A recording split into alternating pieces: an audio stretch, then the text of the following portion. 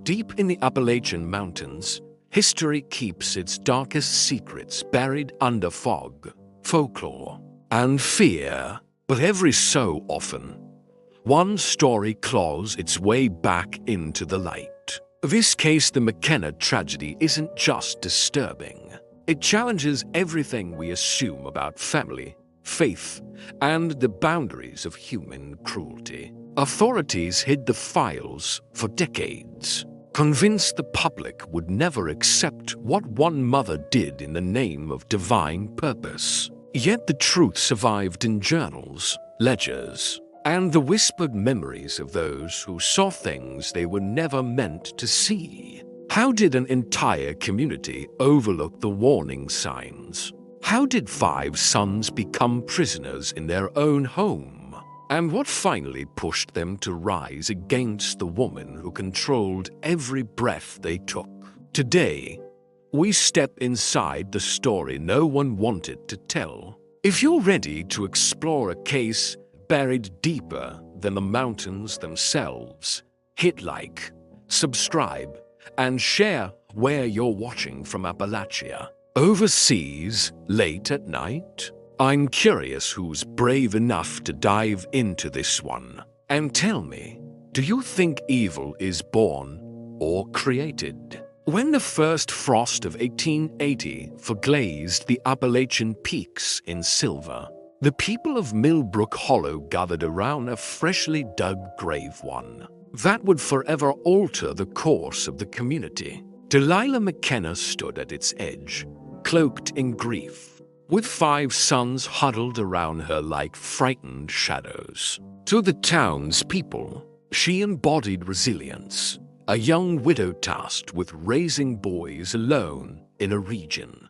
where winter could take a life as swiftly as illness. Church records and local diaries from that year describe the community's overwhelming compassion. Neighbors lent tools, merchants extended credit, and Reverend Isaiah Thompson offered pastoral guidance as Delilah sought scripture to help her protect her sons from worldly corruption.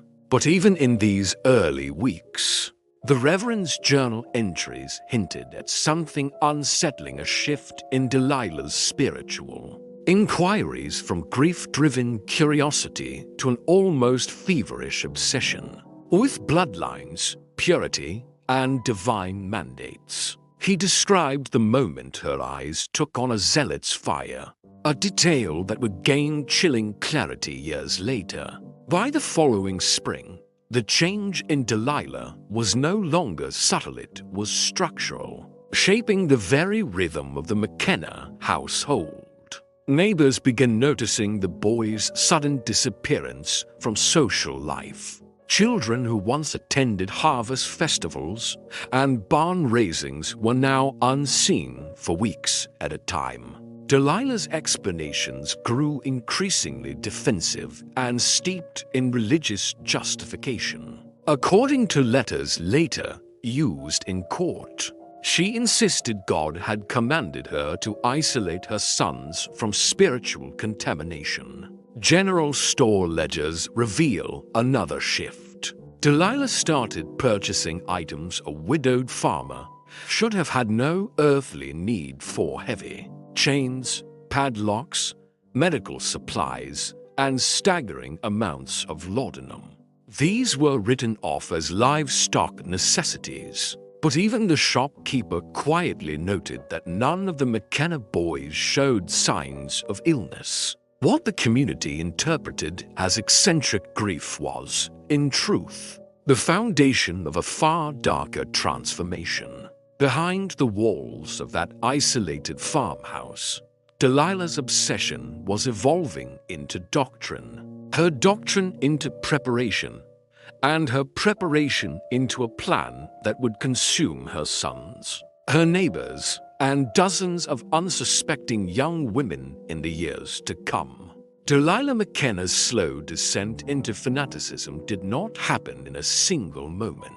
It unfolded in the quiet hours behind the Reverend's study door. In the months following her husband's death, She visited Reverend Thompson with increasing frequency, always clutching a Bible marked with dozens of handwritten notes. At first, her questions centered on grief.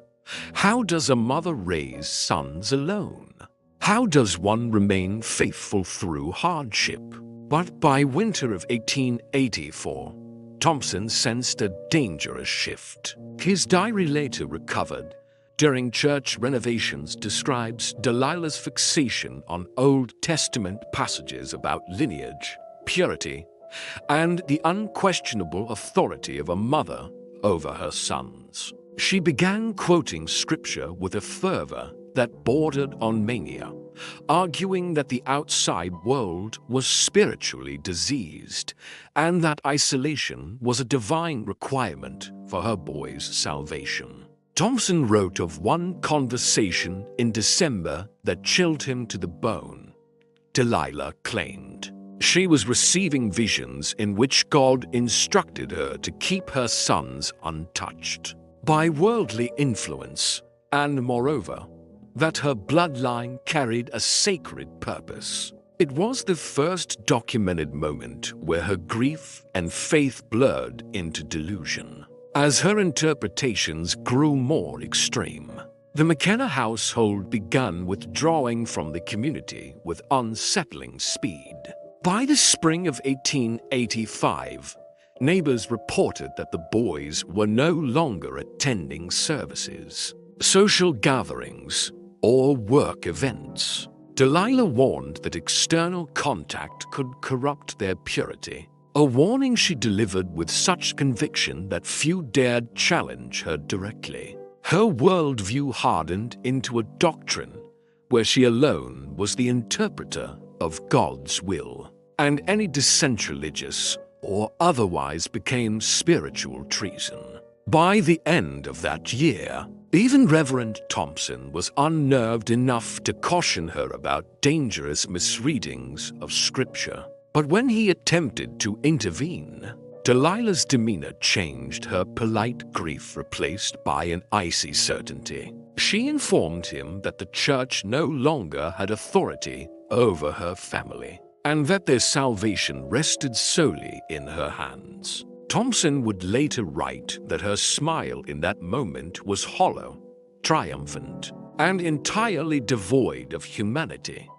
Within months, she severed nearly all ties to the outside world, establishing the complete isolation that allowed her growing obsessions to flourish unchecked. What Millbrook Hollow perceived as a grieving widow's eccentricity was, in truth, the emergence of a worldview that justified control, confinement, and eventually unthinkable violence in the name of a twisted, self-appointed divine mission. By 1886, Delilah McKenna's transformation was no longer spiritual, it was operational.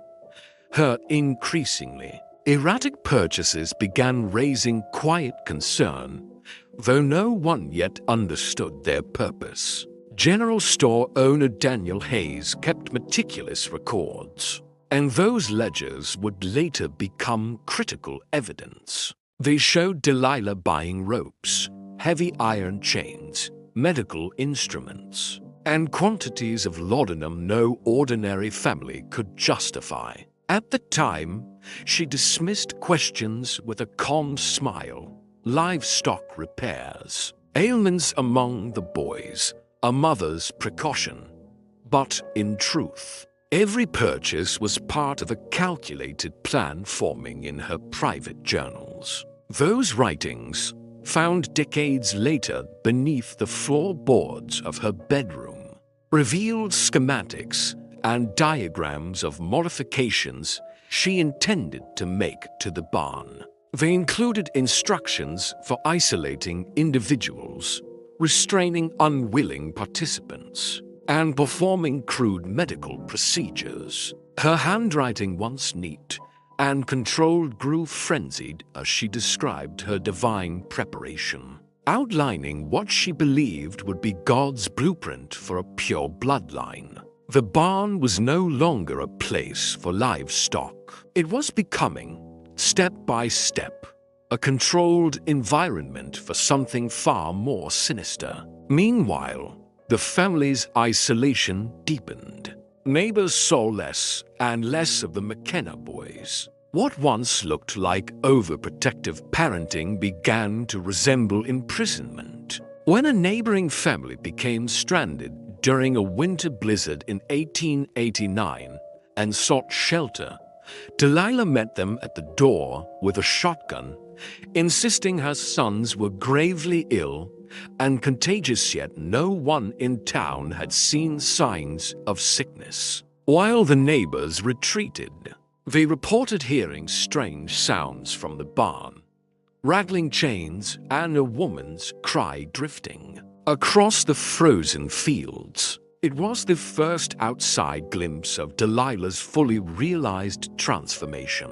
Inside that barn, her preparations had reached a disturbing level of sophistication. She had installed stalls with locking mechanisms, stocked sedatives, and organized medical supplies with the precision of a surgeon. Though her knowledge came from obsession, not training, everything she built, every tool she ordered, and every barrier she erected served a single purpose: to bring her delusional mission to life. And as the seasons passed, the barn waited silent, but ready for the horrors that would soon define it. By 1888, Delilah McKenna's journals no longer read like the writings of a grieving widow. They resembled the operational blueprints of a person who believed herself chosen by God to oversee human breeding. Her entries from that year describe in chilling,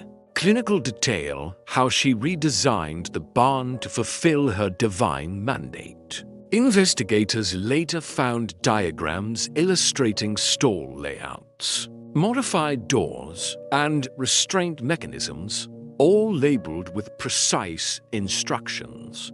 The barn was divided into compartments, each equipped with chains bolted into the wood, straw bedding described as birthing stations, and shelves lined with tools normally used by midwives, but here they were arranged for forced pregnancies. In the center of the structure, Delilah built what her notes call the examination table, a crude wooden platform surrounded by sketches of female anatomy and fertility charts. These preparations were not theoretical. By late 1890, her journal documented the first breeding event, where she manipulated her eldest son, Thomas, into participating in an assault she described as the blessed beginning of God's pure lineage. Delilah's handwriting becomes erratic in these sections, slanted, frenzied, feverish, as though even the paper strained under the weight of her delusion. From that moment on, the barn ceased to be merely a modified space. It became the epicenter of a secret operation that expanded with terrifying efficiency. Sheriff Crawford's later investigation uncovered medical records, meticulously stored in hidden compartments, records tracking menstrual cycles, pregnancies, births, and deaths. Every victim was reduced to initials and physical descriptions, documented with the detachment of livestock management. The barn housed sedatives strong enough to incapacitate an adult, restraining devices still stained with blood and hair, and crude surgical instruments used to manage the failed outcomes Delilah referenced in her journals. What stood out most to investigators wasn't just the brutality, it was the organization. Charts hung on walls mapping out breeding schedules, productivity notes, and Delilah's handwritten reminders about nutrition regimens to ensure healthier offspring. In her mind, the barn was not a prison. It was a laboratory, a sanctuary, a temple built to her own distorted theology. and because she controlled every breath her sons took. The machinery of her delusion ran without resistance for years. The world outside remained unaware. The mountains muffled the screams, and inside that barn, Delilah's empire of violence grew methodical, concealed, and horrifyingly efficient. By the mid-1890s, whispers of missing young women began circling through the isolated mountain communities surrounding Millbrook Hollow. At first, the disappearances seemed unrelated. Mountain travel was dangerous, and people occasionally vanished without explanation. But Sheriff William Crawford sensed a pattern forming long before the rest of the region understood what was happening. His official reports document 3 disappearances in just 6 months. Martha Henderson, age 19, a farm girl from the Nex Valley, and a young traveler whose horse was later found wandering near the McKenna property line. Crawford questioned Delilah directly, but her composure was unnerving, calm, articulate, almost rehearsed. She insisted she had seen no strangers passing through. Yet the sheriff noted in his margins that her answers felt too polished, and her demeanor suggested a person with something to hide. A deeper concern gnawed at him. Each missing woman shared similar characteristics: young, healthy, and from families with limited means to launch thorough searches. These weren't random vanishings. Someone was selecting victims. The breakthrough came not through evidence, but fear. In 1896, Crawford received an anonymous letter delivered at night by a trembling hand. The writer, later identified as neighbor Samuel Briggs, claimed he had heard screams drifting from the McKenna barn during specific nights of the month, always aligning with the lunar cycle. He described women crying for help and chains dragging across the wood, sounds that tormented him, but that he was too afraid to report publicly. This clue drove Crawford to begin covert surveillance of the McKenna property. What he documented over nearly a year formed the backbone of the eventual criminal case. Strange lights flickering in the barn past midnight, supply wagons arriving at odd hours and leaving empty, figures moving between the barn and house under the cover of darkness. Most chilling, these activities followed a schedule: precise, regular, organized. When Crawford later discovered the abandoned campsite of Rebecca Morrison, the 4th missing woman, just a mile from the McKenna farm, complete with torn clothing, rope marks, and a note in Delilah's handwriting offering employment, the last doubts evaporated. The mountain's missing women had not vanished. They had been taken, and all paths, all clues, all horrors led to the McKenna farm. When Sheriff Crawford finally obtained a limited search warrant in the autumn of 1897, he expected to find signs of wrongdoing, but nothing could have prepared him for the records hidden beneath the hay bales in the McKenna barn. The first discovery was a stack of medical charts, each documenting pregnancies, births, and what Delilah clinically referred to as breeding outcomes. These charts revealed far more than forced confinement. They exposed a systematic, medically tracked operation built on human suffering. Each victim was reduced to initials and physical attributes, paired with fertility notes, dietary regimens, and observations about successful and unsuccessful pregnancies. Delilah's handwriting, now jagged, frantic, narrated every detail with the cold detachment of a livestock breeder. More disturbing still were the financial ledgers found alongside the medical files. These revealed that Delilah had been selling the resulting children to couples across the region for staggering sums, creating what amounted to an underground market in human trafficking. Payment logs, buyer codes, delivery notes, every transaction was meticulously recorded. These weren't the actions of a delusional woman acting on impulse. This was an enterprise, structured and profitable. But the ledger only hinted at the full scale of horror. As Crawford dug deeper, he uncovered documents that revealed how Delilah maintained control, punished resistance, and disposed of those she deemed unfit. Notes describing failed experiments were accompanied by burial instructions, later confirmed during the raid when officers discovered mass graves behind the barn. The ledger showed the sale of 47 children over 8 years, profits exceeding $20,000, a fortune for the era. Even more chilling were the expansion plans Delilah kept locked in her desk.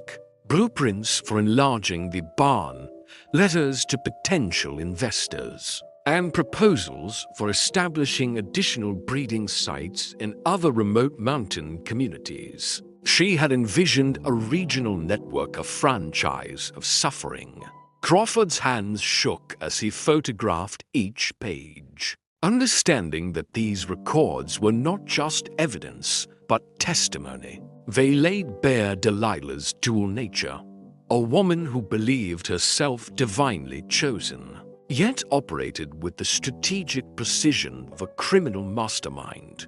The horror of the ledger was not only in its contents, but its clarity. Delilah hadn't hidden her intentions. She had organized, archived, and perfected them. And these papers stacked neatly in the dim barn light became the roadmap that finally unraveled her empire of cruelty, while the outside world imagined the McKenna boys living under the strict but ordinary rule of a widowed mother. The truth inside that farmhouse was closer to captivity than childhood. Investigators who later searched their rooms found shackles bolted to bed frames, restraint marks in the wood, and medical records documenting their forced participation in Delilah's crimes. The boys' journals hidden beneath floorboards revealed a childhood stripped of autonomy and shaped by fear. Thomas, the eldest, wrote of being told he was chosen, that God demanded he act as the instrument of a pure bloodline. Any refusal meant beatings, starvation, or threats against his younger brothers. Psychological control was Delilah's most powerful weapon. She convinced them that outsiders were dangerous, that escape was impossible, and that disobedience was sin. Dr. Margaret Foster's later medical evaluations confirmed years of malnutrition, untreated injuries, and signs of prolonged physical restraint, proof that the brothers were victims long before they were ever forced into complicity. Their childhoods had been engineered to break them down, then rebuild them as tools serving their mother's delusion. Yet even in captivity, the brothers fought quietly for survival. Their diaries documented escape attempts, tunnels dug beneath the barn, makeshift tools crafted from wood and metal scraps, coded messages scratched into walls so faint they were nearly missed by investigators. Each attempt ended in failure, often with severe punishment, reinforcing the psychological cage Delilah had built around them. But the journals also revealed something extraordinary. The brothers never lost their sense of right and wrong, even as they were forced into unimaginable acts. Thomas wrote pleas for forgiveness, Jacob recorded prayers for their victims, and Samuel the younger strode of nightmares and the terror of being groomed to join the family mission. Delilah monitored these boys with the same calculating precision she applied to her victims. She restricted their food, limited their movement, and manipulated their faith. Yet despite 15 years of conditioning, what investigators found in their writings was not the mindset of perpetrators. It was the voice of prisoners who feared their mother, mourned the women she held captive, and quietly began planning the rebellion that would one day end her reign of terror. The McKenna brothers' uprising began not with violence, but with a letter one Delilah wrote in March of 1899 announcing that her youngest son, 15-year-old Samuel, would soon be forced to contribute to the breeding program. That single document shattered whatever fragile obedience her son still clung to. Thomas's later confession reveals the moment he realized their mother would not stop until every brother was consumed by her delusion. With renewed urgency, the 5 young men began communicating in secret, carving coded messages into the barn walls and passing information through whispered prayers.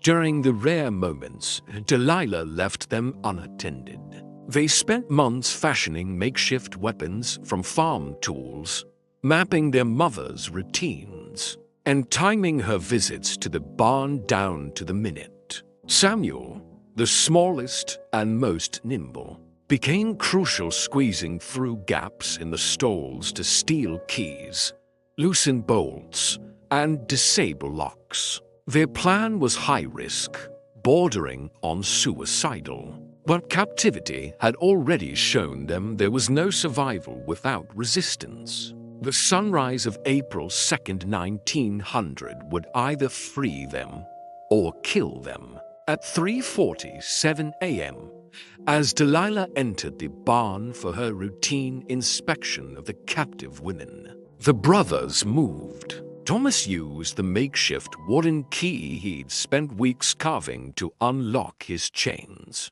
In a coordinated rush practiced silently 100 times in their minds, they overpowered their mother before she could reach the shotgun she carried everywhere. Investigators later confirmed every detail.